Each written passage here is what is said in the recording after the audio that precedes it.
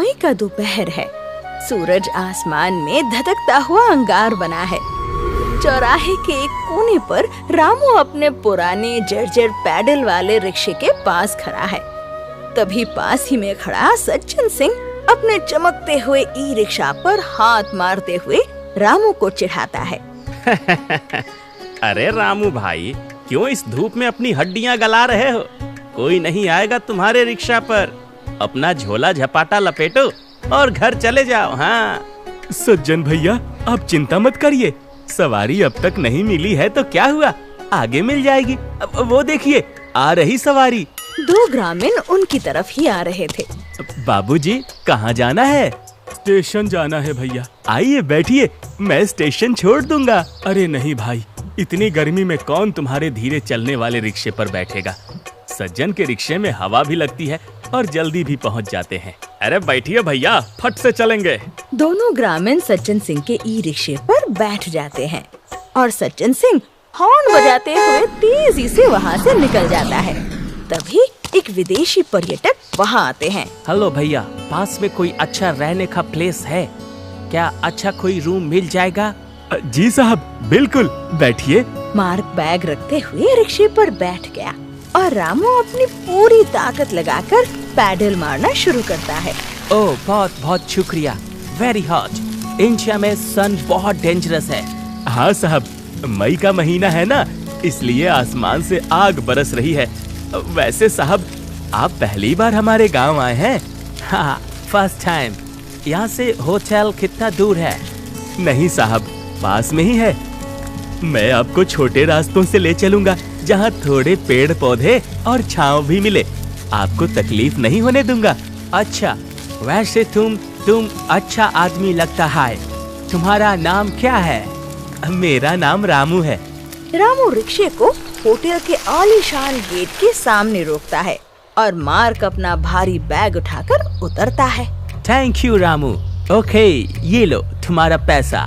रामू पैसे संभालकर अपनी जेब में रख लेता है। कुछ घंटे बाद रामू एक दुकान के पास रुककर घर के लिए राशन खरीदता है।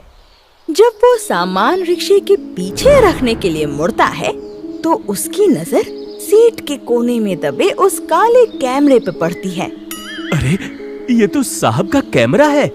हे भगवान, साहब तो इसके बिना बहुत परेशान होंगे।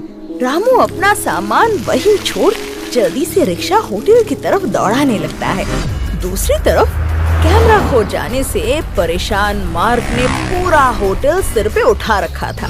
मेरा पूरा ट्रिप का फोटो उस कैमरे में है। Please check the CCTV. Sir शांत रहिए, हम देख रहे हैं। प्लीज उस आदमी को ढूंढो। मेरा कैमरा 5 लाख का है। तभी बाहर शोर सुनाई देता है। साहब, ओ साहब, कैमरा! अरे आपका कैमरा! मार्क और मैनेजर दौड़कर बाहर आते हैं। हे यू, तुम अभी तक गया नहीं? साहब, मैं घर चला गया था, पर जैसे ही ये कैमरा देखा भागता हुआ आया। डर था कि कहीं कोई और ना उठा ले। ये महंगा लगता है। रामू, तुम ये जानता था कि कैमरा महंगा है, फिर भी ले आए? साहब, किसी दूसरे की चीज पर हक जताना हमारे संस्कार नहीं सिखाते। तुम्हारी इस ईमानदारी के लिए मैं तुमको कुछ देना चाहता हूँ। नहीं नहीं साहब, हमें कुछ नहीं चाहिए। तुम कल सुबह मुझे यहीं आकर मिलना, और हाँ, अपना रिक्शा भी ले आना।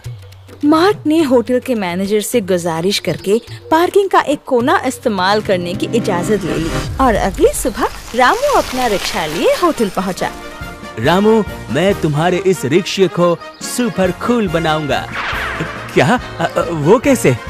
बस देखते जाओ इस इंजीनियर का कमाल। उसने रामू के रिक्शे की छत पर खसकी घास की एक मोटी परत बिछा दी। फिर उसने रिक्शे के पहियों के पास एक छोटा वाटर पंप और कंप्रेसर फिट कर दिया और उन्हें एक छोटी पानी की टंकी से जोड़ दिया। साहब, ये सब तार और पाइप किस लिए? इससे रिक्शा भारी तो नहीं हो जाएगा? No Ramu, just wait and watch. Ramu किसी नौसिखिए बच्चे की तरह मार्क के काम करने के तरीके को देखता रहा। और पैडल मारो रामू। जैसे ही रामू पैडल मारता है, पहियों की रफ्तार के साथ पंप सक्रिय हो जाता है। टंकी से पानी पाइपों के जरिए ऊपर जाता है और उस खस की घास पर फुहार छोड़ने लगता है। अरे अरे ये तो एसी जैसी ठंडी हवा दे रहा है साहब, बिना बिजली के। यस रामू, ये नेचुरल एयर कंडीशन है। साहब, मैं आपका धन्यवाद किन शब्दों में करूं। मैं बता नहीं सकता कि मैं आज कितना खुश हूँ। रामू, थैंक यू मत बोलो। तुमने कल मेरा इतना कीमती कैमरा लौटाया। बस ये छोटा सा गिफ्ट उसके सामने कुछ भी नहीं है। अच्छे से काम करो। Good luck. सज्जन सिंह अपने ई रिक्शे की सीट पर बैठा पसीने से तरबतर होकर ग्राहकों का इंतजार कर रहा था। तभी उसे दूर से रामू आता हुआ दिखाई देता है। इका, रामू का रिक्शा आज कुछ बदला बदला सा काहे लग रहा है। अरे ओ रामू, ये क्या तमाशा बना रखा है? रिक्शे पर खेती कर रहा है क्या? जैसे ही रिक्शा रुकता है, उसमें से उठने वाली ठंडी हवा का एक झोंका सज्जन सिंह के चेहरे से टकराता है।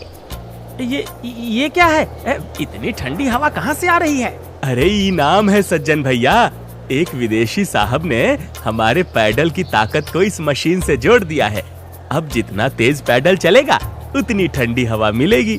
तभी एक महिला उनकी तरफ आती है। खस की भीनी महक और ठंडी हवा उसे सुकून देती है। अरे वाह रामू भैया, ये क्या है? तुम्हारे रिक्शे के पास आते ही ऐसा लगा जैसे किसी बगीचे की छांव में आ चुकी हूँ। अब बैठिए बहन जी, अब आपको धूप नहीं लगेगी। अरे दीदी, ये अब भी वही पुराना कबाड़ा है। रामू पैडल मार के ले जाएगा, आपका टाइम खराब होगा। कोई बात नहीं, टाइम लगता है तो लगे। इस तंदूर जैसे ही रिक्शे में बैठने से तो अच्छा है कि मैं रामू के छांव में सुकून से बैठूं। चलो रामू भैया। रामू जैसे ही पैडल मारता है, पहियों की रफ्तार के साथ स्प्रे चालू हो जाता है। अरे वाह भैया, मैंने ऐसा रिक्शा अपनी पूरी जिंदगी में नहीं देखा है। स्टैंड पर यात्रियों की भारी भीड़ थी। सज्जन सिंह अपने ई रिक्शे के पास खड़ा जोर जोर से चिल्ला रहा था। आइए आइए, स्टेशन बस स्टैंड कचहरी, चलिए चलिए सवारी, तुरंत निकल रही है गाड़ी। अरे छोड़ो भाई, तुम्हारी ई रिक्शे की सीट जल रही है और ऊपर से गर्म हवा आती है। यात्री तेजी से रामू की तरफ बढ़ता है। देखते ही देखते 4-5 और लोग रामू के रिक्शे को घेर लेते हैं। रामू भैया, पहले हमको बाजार छोड़ दो। नहीं, 5 मिनट की ही तो बात है, हम इंतजार कर लेंगे। नहीं भैया, पहले मुझे ले चलो, मैं तो ज्यादा पैसे भी दे दूंगा। हाँ, हाथ जोड़कर माफी चाहता हूँ बाबूजी, पर मैं लाइन से ही सबको ले जाऊंगा। अब आप लोग बस 2 मिनट रुकिए। अरे इसको छोड़िए, साथ चलिए, हम ही छोड़ देंगे आपको। नहीं नहीं, 5 मिनट की ही तो बात है, हम इंतजार कर लेंगे। और सज्जन सिंह वहाँ हक्का बक्का खड़ा देखता रह गया। कल तक जो भूख से मर रहा था, आज उसकी इतनी पूछ हैं? ये सब उस विदेशी की वजह से हुआ है। ये घास फूस का खेल ज्यादा दिन नहीं चलेगा। एक रात सज्जन सिंह हाथ में तेल का डब्बा और आरी लेकर रामू के घर के बाहर पहुंचता है। बहुत ठंडी हवा खिला रहा है ना सबको। शहर भर की सवारी तेरी मुट्ठी में है और मेरा नया ई रिक्शा स्टैंड पर खड़ा खड़ा जंग खा रहा है। आज तो तेरा ये घास फूस का महल ही उजाड़ दूंगा। न रहेगा ये रिक्शा, न आएगी सवारी। सज्जन सिंह अपनी आरी म्यान से निकालता है और जैसे ही वो रिक्शे की छत को काटने के लिए अपना हाथ आगे बढ़ाता है, तभी अचानक एक कान फाड़ देने वाली सायरन और तेज बीप बीप की आवाज गूंज उठती है। अरे ये क्या बला है? सायरन की आवाज से सज्जन बुरी तरह से घबरा गया और उसके हाथ से तेल का डब्बा छूटकर फैल गया। भागने की कोशिश में वो उसी तेल पर फिसलकर धड़ाम से गिर गया। शोर सुन लोग अपने घरों से लाइट जलाकर बाहर निकलने लगे। कौन है वहाँ? अरे ये तो सज्जन है। देखो देखो, इसके हाथ में आरी और तेल है। ये तो रामू का रिक्शा जलाने आया था। अरे क्या शर्म नहीं आती? रामू की रोजी रोटी ही खत्म करने चले थे। सज्जन भाई, मैंने तो कभी तुम्हारा बुरा नहीं चाहा। तुम मेरे रिक्शे को आग लगाने आए थे। अरे चुप रहो साहब, क्या किया मैंने? हाय हाय हाय हाय, मैं तो बस यहाँ से गुजर रहा था। अंधेरे में मेरा पैर फिसल गया। और ये तेल तो मैं अपने रिक्शे के लिए ले जा रहा था। तुम सब लोग तो ऐसे चढ़ रहे हो जैसे मैंने कोई डाका डाल दिया हो। अच्छा, और ये आरी हैं? क्या रात के 2 बजे सड़क पर पेड़ काटने निकले थे? अरे पेड़ नहीं, ये रामू के रिक्शे की पाइप काटने आया था। सज्जन भाई, अगर आपको कोई शिकायत थी तो आप मुझसे कह देते। अरे हम मिलकर कोई रास्ता निकालते। अरे चुप कर, बड़ा आया नसीहत देने वाला। सब किस्मत का खेल है। आज तेरा दिन है, कल मेरा होगा। ज्यादा बोली मत बोल। आज सुबह से ही पूरे इलाके की बिजली गुल थी और सज्जन सिंह का ई रिक्शा चार्जिंग के बिना बेकार खड़ा था, जबकि रामू अपने पैडल रिक्शे पर सवारियों को लेकर गांव में घूम रहा था।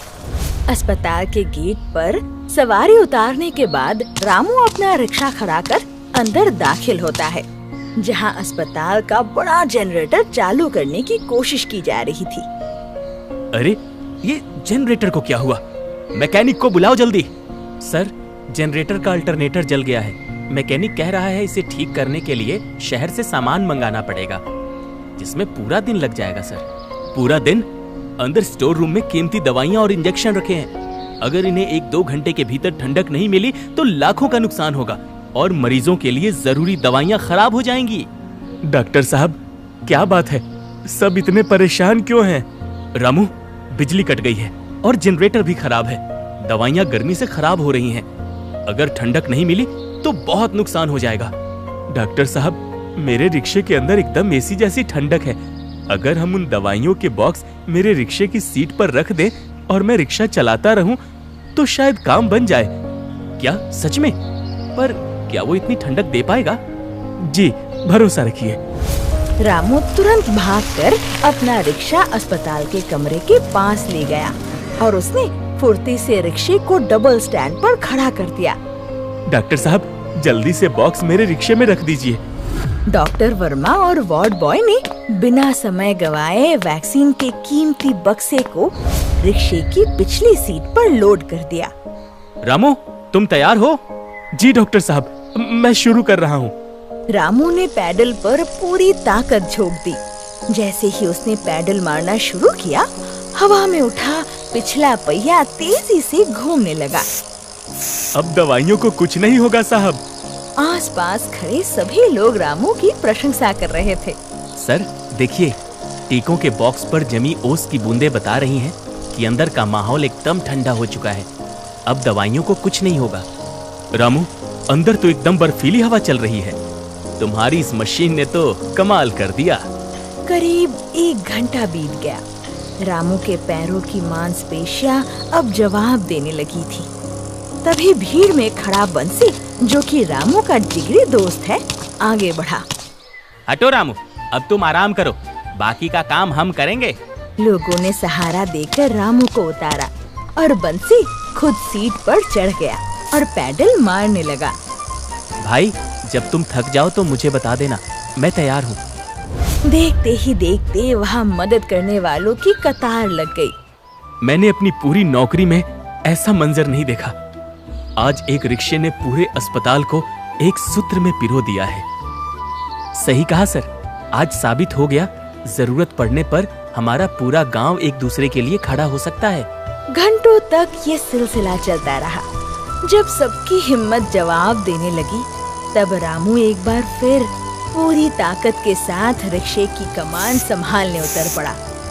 रामू भाई, हिम्मत मत हारना, बस थोड़ा सा जोर और लगा लो।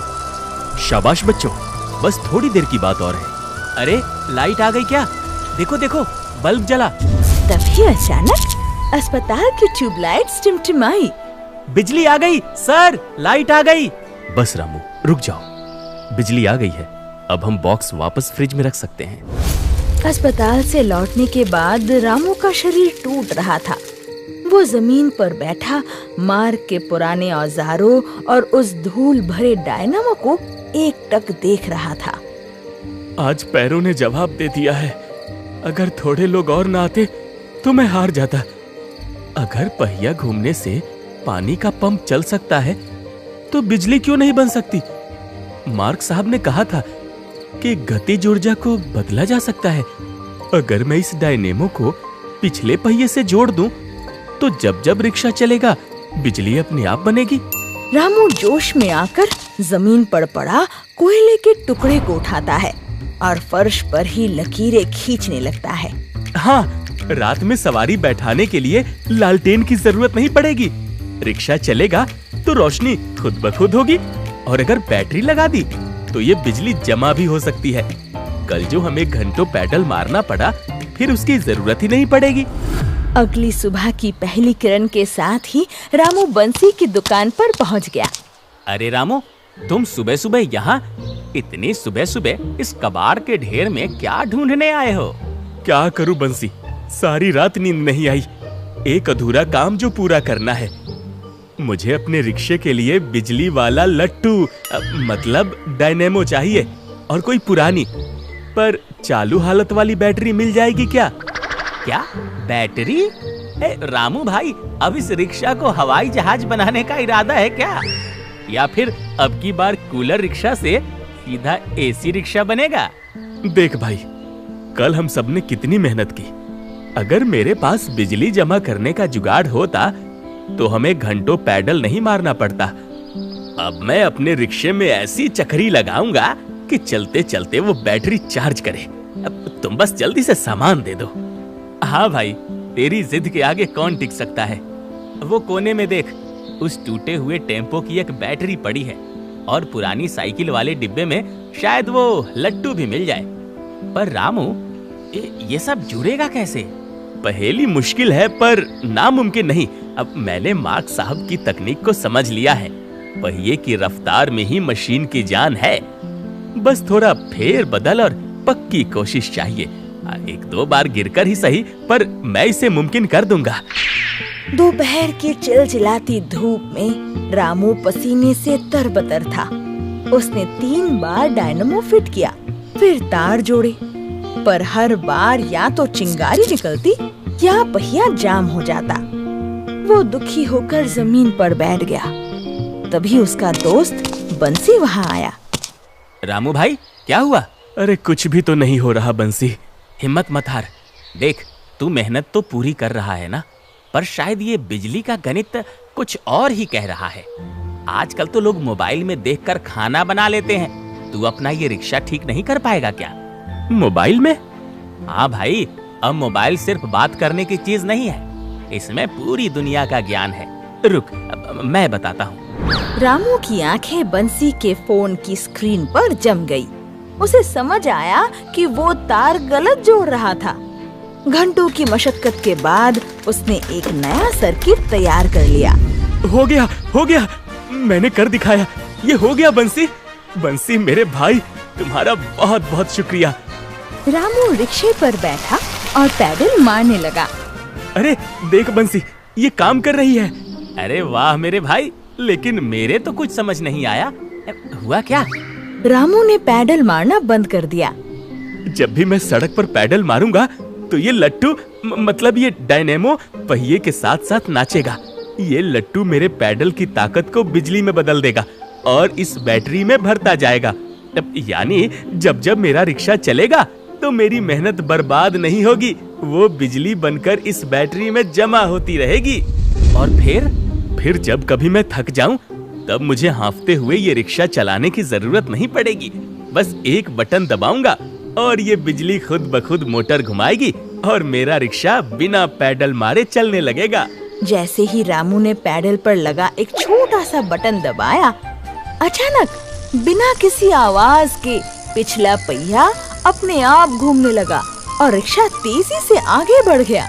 रामू के पैर अब पैडल पर स्थिर थे, लेकिन रिक्शा रफ्तार पकड़ रहा था। वाह रामू भाई, तुमने तो ई रिक्शा बना दिया, 2 in 1 वाला रिक्शा। उस दिन गांव की सड़कों ने एक अनोखा नजारा देखा। एक ऐसा रिक्शा जो न पूरी तरह से बिजली का था, न पूरी तरह इंसान का। ये बात सज्जन सिंह के कानों तक पड़ी तो उसने कहा, तुमने सुना, रामू का रिक्शा ई रिक्शा बन गया है। हाँ, बड़का इंजीनियर आए हैं ना गांव में, ढेला भर का बुद्धि नहीं है। और चले हैं गाड़ी बनाने। अरे जिसको बैठना है बैठे उसके कबाड़ा पर, हम तो मुंह भी नहीं देखेंगे उसका। गांव में पिछले 2 दिनों से बिजली गुल थी। चौराहे पर बने सरकारी चार्जिंग स्टेशन पर सन्नाटा पसरा था। दर्जनों ई रिक्शा लाइन में खड़े थे, लेकिन बिजली ना होने के कारण उनकी बैटरियां दम तोड़ चुकी थी। धत तेरे की, 2 घंटे से खड़ा हूँ, अगर बिजली नहीं आई तो कमाई कैसे होगा। ये गांव की बिजली कभी भी धोखा दे देती है। अरे भाई, ई रिक्शा का यही तो लफड़ा है, बिजली है तो राजा, नहीं तो मिट्टी का ढांचा। इस मामले में रामू का बढ़िया है, रिक्शा भी है और ई रिक्शा भी। बिजली नहीं है तो पैर मार लेगा।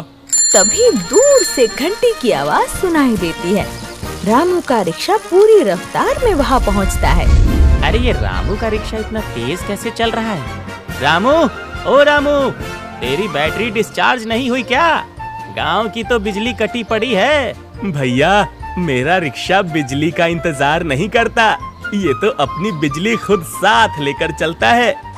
रामू की बात सुनकर कतार में खड़े सारे ड्राइवर और आसपास के लोग उसे घेर लेते हैं। रामू उन्हें कुछ समझा रहा था।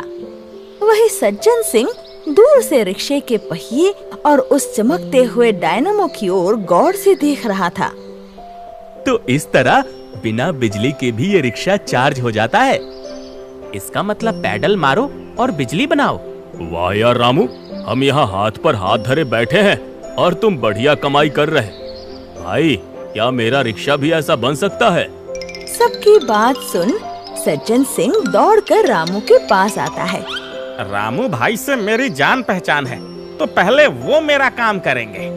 लेकिन कल तो तुम कुछ और कह रहे थे सज्जन भैया।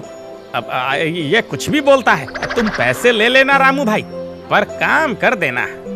सज्जन सिंह की बात सुनकर वहाँ खड़े सभी ड्राइवरों ने ठहाका लगाया। अरे छोड़ो सज्जन भैया, रामू अब सिर्फ तुम्हारा भाई नहीं रहा, ये तो हमारे गांव का देसी वैज्ञानिक बन गया है। हाँ, ठीक बात है रामू भाई, तुमने सिर्फ रिक्शा नहीं बनाया, तुमने तो हम सबकी उम्मीद जगा दी जो बिजली के भरोसे बैठे थे। ये तो बस एक छोटी सी कोशिश थी भैया। बंसी की दुकान अब एक कारखाने जैसी लग रही थी, जहाँ कुछ रिक्शों पर डायनामो सज चुके थे और बाकियों पर काम जारी था। अरे वाह रामू भाई, ये तो सच में कमाल कर दिया तुमने। हाँ सही बात है। चलो चलो सज्जन भैया, तुम्हारा हो गया ना, अब मेरी बारी। आइए भैया। जिस रामू को कल तक लोग मामूली समझते थे, आज वही सबकी उम्मीद बन गया था। बंसी और रामू की ये छोटी सी दुकान अब सिर्फ मरम्मत का अड्डा नहीं, बल्कि आत्मनिर्भर भारत की एक जीती जागती मिसाल बन चुकी थी।